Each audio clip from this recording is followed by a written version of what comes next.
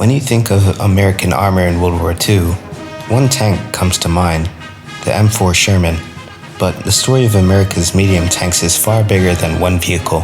From early interwar designs to battlefield innovations, these tanks balanced firepower, mobility, and mass production like no other.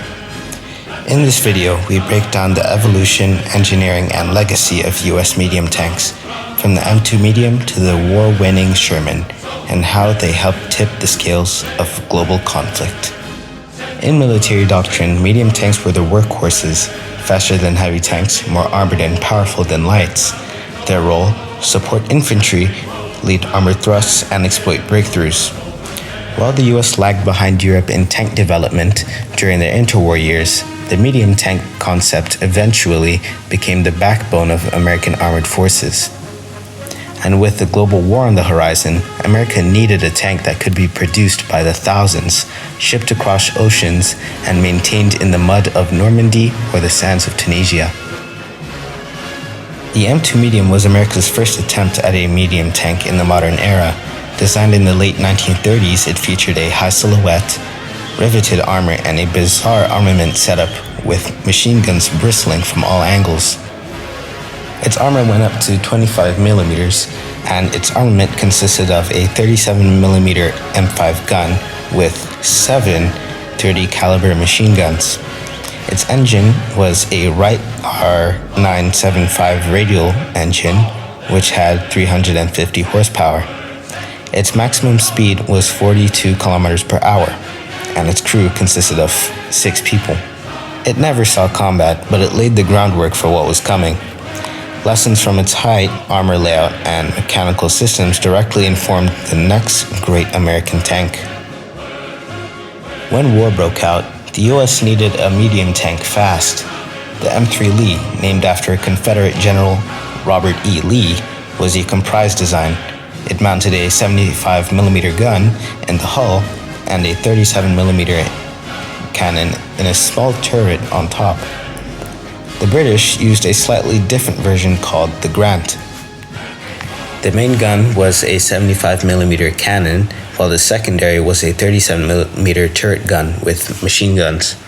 Its armor went up to 51 millimeters, and its crew consisted of 6 to 7 people. A Wright R975 radial was its engine, and its top speed was 42 kilometers per hour.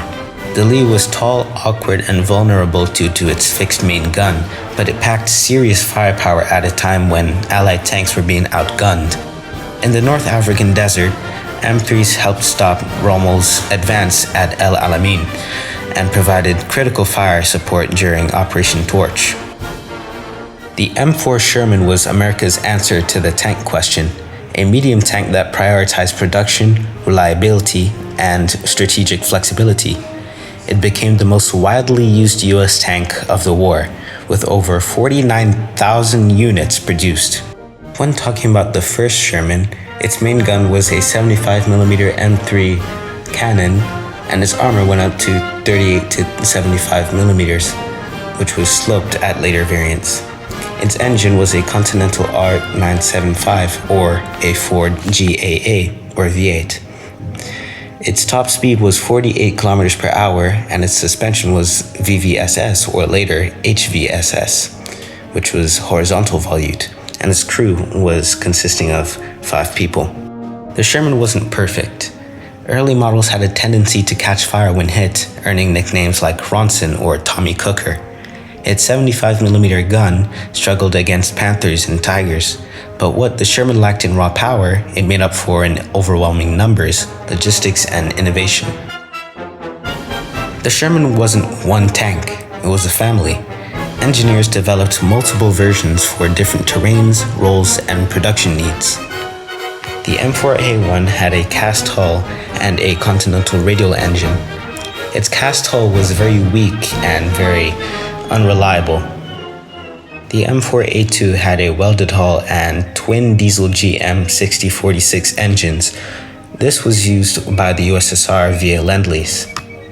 The M4A2's welded hull was much more reliable and potent than its cast hull predecessor. The M4A3 had a Ford GAA V8 engine improved reliability, and was preferred by US forces. The M4A3E8, or EZ8, had a HVSS suspension, a 76mm gun, better sloped armor, and the ultimate wartime variant. The EZ8 was faster, better armed, and far more survivable, used heavily during the Battle of the Bulge and the final push into Germany. Critics often say the Sherman was inferior to German tanks, and that's partially true. One-on-one against a Panther or Tiger, the Sherman is outgunned and out-armored. But the Sherman wasn't built to fight tanks alone. It was part of a combined arms doctrine. Let's break it down. Shermans worked with infantry, tank destroyers, and artillery support. Maneuverability allowed flanking and ambush tactics, and was often deployed in platoons of 5 for overwhelming firepower. In the Pacific, the Sherman dominated against lighter Japanese tanks. In Europe, its reliability ensured that it could push forward where German tanks broke down oftentimes. And when equipped with the 76mm or the British 17-pounder, as in the Firefly, it became a lethal anti-tank weapon. Shermans weren't just used by the US, they were shipped worldwide. Under Lend-Lease, thousands went to the USSR, the UK, Free French forces, and more. In Soviet hands, the Sherman was appreciated for its comfort, radios, and reliability, though less favored than the T-34 in deep snow. Sherman saw combat from the deserts of North Africa to the jungles of Burma, and even remained in service in Korea, Israel, and South America long after the war. The American medium tank program wasn't perfect, but it was effective.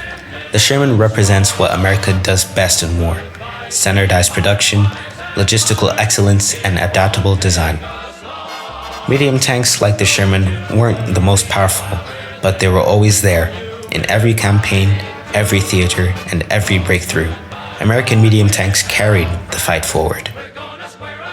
From early prototypes to the most iconic tank of World War II, America's medium tanks were the steel spine of Allied victory. And while German tanks may have won headlines, it was the Sherman that won the war.